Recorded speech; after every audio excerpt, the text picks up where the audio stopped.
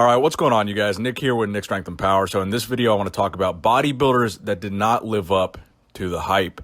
Now, that's not intended to be a negative connotation. This is bodybuilders that received a tremendous amount of hype, a tremendous amount of discussion about where these bodybuilders would go and the potential these bodybuilders had. And then eventually, these guys just disappeared.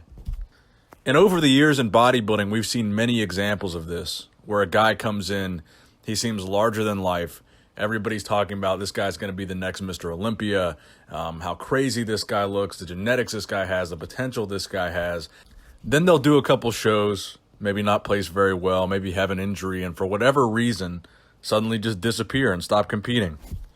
So in this video, I want to count down my top 5 picks for examples of guys that had a tremendous push, a tremendous amount of hype, and then either disappeared from competing, chose to stop competing, got injured or whatever, and for whatever reason did not end up living up to this tremendous potential and this tremendous hype that they had behind them. So coming in at number 5, I want to start with Zach King Khan. Now, some of my younger viewers might not remember Zach Khan, and that was evident to me when I did a Instagram poll asking you guys to give me examples of who you guys thought were bodybuilders with unrealized potential, and not a single person on that Instagram poll mentioned Zach Khan, which I thought was interesting because when I was getting into bodybuilding and getting into working out in the 2008, 2009 era, Zach Khan had pictures in all the magazines. He was in these underground supplement advertisements, just looking completely ridiculous, like freaky ridiculous in these pictures. And really, he was one of the guys that when people saw these pictures, they were talking about Zach Khan as like this underground freak with this unrealized potential. He's going to come into the IFBB and do some damage. This was like 2008 to 2010-ish. So Zach had a ton of momentum. And if you look back at some of the pictures of Zach when he was at his biggest, even some of the off-season or guest posing photos, I mean, you can really tell how freaky this guy was. It wasn't just size. He had that wow factor to his physique, that just crazy look of roundness and fullness, and of course, just being big as shit. He was a pretty big dude. And this was back really kind of before YouTube was big, and everyone was really talking about Zach on the forums, and he was in all the magazines, like I said. So he was kind of maybe before the era of some of the younger teenage kids that are getting into bodybuilding now. So that might be why people didn't remember who he was when I asked about bodybuilders with unrealized potential. But I was actually talking to some of my friends last night.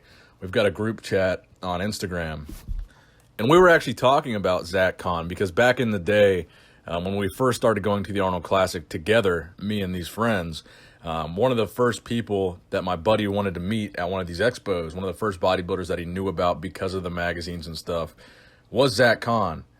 So that's how the conversation for this video really got started. We were talking about that incident back at the Arnold Classic, however many years ago, when my buddy, actually it's kind of a funny story, he wanted to meet Zach Khan and he asked him for a picture, and essentially Zach said no. And from that point forward, my buddy absolutely hated the guy. So we were talking about that, but then I was like, yeah, he might have been a dick to you or whatever, but do you remember how huge that guy was? I mean, do you remember what he looked like back in his prime? And that's what I wanted to talk about here is like this was back in like 2010-ish, which is actually right around where Zach was going to make his pro debut. He was training for his pro debut in 2010. So he wasn't even a pro yet when he was in all these magazines. And that's, I really think that's why so many people were talking about him, because they didn't know how he was going to look compared to other pros. They saw these crazy pictures of him kind of getting ready to become a pro. And in 2010, when he was prepping to become a pro, he destroyed his knees during a hack squatting session. And after that, his legs were really never the same. And 3 years later, after recovering from this injury, he did end up making his pro debut at the Dallas Europa Super Show, where he took 7th. And he didn't really look anything like how he was looking in these pictures that we had seen of him in the magazines. He was definitely a much downsized version of the Zach Khan that we were seeing in like 2009, 2010. And then from that point forward, things just really kind of got worse for Zach Khan, taking another 2 years off, then coming in 2015 to do a relatively small show called the Nordic Pro, where he took 16th there. Then also in 2015, he ended up doing the Arnold Classic Europe, placing 15th there. And then we never saw Zach Khan on a bodybuilding stage ever again. So Zach Kahn is really what inspired this video, because if you were around and you followed bodybuilding back then and you were getting the magazines, everybody remembers this monster, Zach Kahn, in these advertisements in the magazine and how crazy he looked, even though he wasn't a pro, whatever. Everyone remembers those pictures of Zach Kahn that was around back then following bodybuilding. And here's a guy that, had all this expectation, did 3 pro shows, didn't do very well at all, never saw him again. Now, next on the list, coming in at number 4, we have a bodybuilder that I'm sure everyone that's watching this video knows who he is, and that is Kai Greene. Now, Kai Greene represents a very different aspect of unrealized potential and not living up to the hype. Now, unlike Zach Kahn, Kai Greene was a very successful pro bodybuilder. Kai Greene took 2nd place at the Olympia multiple times. Kai Greene was a top Olympian multiple times. Kai Greene won the Arnold Classic multiple times. So unlike Zach Kahn, Kai Greene wasn't a guy that people expected to do well as a pro and didn't do well. But I did want to put Kai Greene on this list because of the hype for Kai Greene that has been so high ever since he stopped competing at the Olympia back in 2014. And he's really done nothing about that hype. And I think that's definitely worthy of putting on this list, because the main hype about Kai Greene is people calling him an uncrowned Mr. Olympia. And they've been calling him that for the past 5 years that he hasn't been competing at the Olympia. And as we all know, the main discussion about Kai Greene every single year is, well, if Kai did the Olympia, or what if Kai would have done it, he would have won. But Kai didn't do it, and Kai hasn't done it for 5 years, and I don't think Kai is ever going to do it again. But I think the conversation and the hype about Kai Greene is still going to continue probably for years to come, even if Kai doesn't come back. That's why I wanted to put Kai on this list, because I think the hype for Kai is really higher than probably any other bodybuilder. The level of celebrity that Kai has, and the number of followers that Kai has, and the level of interest that Kai Greene has created this hype around him that is unlike anything we've ever seen for any other bodybuilder. And while, like I said, he's done very, very well as an IFBB pro, this hype that he's an uncrowned Mr. Olympia, I think, is one of the biggest hyped up things in bodybuilding. And that's another thing, my buddies and I were actually talking about in this group chat yesterday, is the word came up, overrated bodybuilders. And Kai's name came up, and we were talking about, well, was Kai not only overhyped, but was he overrated? And we were comparing some photos of Kai and Phil, just comparing the thickness and the 3D look of Phil's chest and shoulders and triceps compared to Kai's. And it was really like a night and day difference. And we're like, what pose does Kai actually beat Phil in? Where is this argument that Kai should have beat Phil coming from? Phil is really more complete than Kai in most areas, and was more complete than Kai when they were going head to head. And the main criticism of Phil, his midsection, was the main criticism of Kai Greene before it was a criticism of Phil. So it's not like Kai was beating Phil by having a super tight midsection, because Kai was criticized for this before Phil ever was. And I think it comes down to Kai just simply having that wow factor. It wasn't like a tangible thing, or it wasn't a tangible pose that Kai beat Phil. It was just that Kai's physique was, in fact, so freaky, and he had just such unique qualities to his physique that people wanted to see that uniqueness be encapsulated as Mr. Olympia. Now, coming in the 3rd place spot on this list, I want to throw it back a little bit to kind of more the golden era of bodybuilding, but more so the 80s.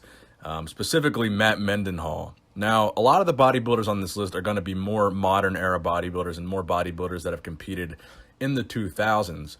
But I think of bodybuilders that had a lot of hype and a lot of unrealized potential, Matt Mendenhall really is at the top of the list. Now, while a lot of the guys on this list are going to be known for being just crazy big guys, and that's why they had the hype behind them, is just because they were so big, Matt Mendenhall, his nickname back in the 80s, was Mr. Genetics.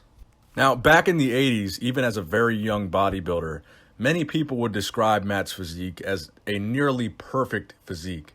Just the flow that he had, the size that he had, the structure that he had, everything about him, people just saw it as being kind of this perfect embodiment of what a bodybuilder was in the 80s. And many people thought that Matt was going to be, or was next in line to be, Mr. Olympia. In fact, we talked about how young he was and how good he looked at a young age. Matt was just 22 years old when he took 2nd place by 1 point behind future 8-time Mr. Olympia Lee Haney. And Matt would actually end up going for that pro card, I think roughly 7 times at the NPC Nationals. On a couple occasions, actually taking second and almost getting that pro card. But on most of the occasions, whether it was an unfortunate illness, an accident, an injury, there were all kinds of things that set Matt back over the course of his career that never allowed him to get that pro card and never allowed him to win those NPC Nationals. And I've also heard rumors that, when he was younger and competing at some of these earlier NPC Nationals, Matt liked to party, and he lived kind of that party lifestyle, combined it with bodybuilding. And a lot of people speculate maybe that's the reason that Matt didn't do as well as he should have or place as high as he could have some of these competitions, because his genetics really carried him at these competitions, and he didn't really take it that seriously and just kind of lived this party lifestyle. So I do believe on any bodybuilding list, when you're talking about unrealized potential, you almost always have to mention Matt Mendenhall. Now, coming in number 2, and I'm sure a lot of you guys expected this to be number 1, so stay tuned for number 1 because I'm sure you're going to be curious who that is. But coming in at number 2, I would actually pick Big Ramy. Now, the reason for that is because Big Ramy isn't officially done yet. We don't officially know that he hasn't lived up to the hype, but it seems to be going that route. Ever since Big Ramy hit the scene back in 2013, for the past 6 years, everybody has been saying Big Ramy is the next Mr. Olympia. Big Ramy is the next big thing in bodybuilding. He's the biggest, he's the greatest, he's the best of all time. We've never seen anything like Big Ramy, but year after year, Big Ramy has continued to not live up to those expectations. And the closest he ever got was that 2017 Mr. Olympia, where he took second to Phil Heath. And even then, I don't think it was close between Phil and Ramy. And then in 2018, the most recent Olympia, Big Ramy dropped all the way down to 6th. And I think that really is the main thing that elevated Big Ramy so many placings on this list. Because even if he hadn't done that, I think he would be somewhere on this list, just because of the fact that for years, people have been talking about Big Ramy. What if he finally puts it together? Then he never puts it together. And then you combine that with the fact that Big Ramy didn't qualify for the 2019 Mr. Olympia. You combine that with the fact that Big Ramy has changed coaches so many times and still can't really seem to find the right formula or the right balance to bring his physique how it needs to be. And then you combine that with the fact that it appears Big Ramy's not even going to compete in 2019, nor will he qualify for the 2019 Mr. Olympia. And what does that mean for the future of Big Ramy? Are we ever going to see Big Ramy at the Olympia again?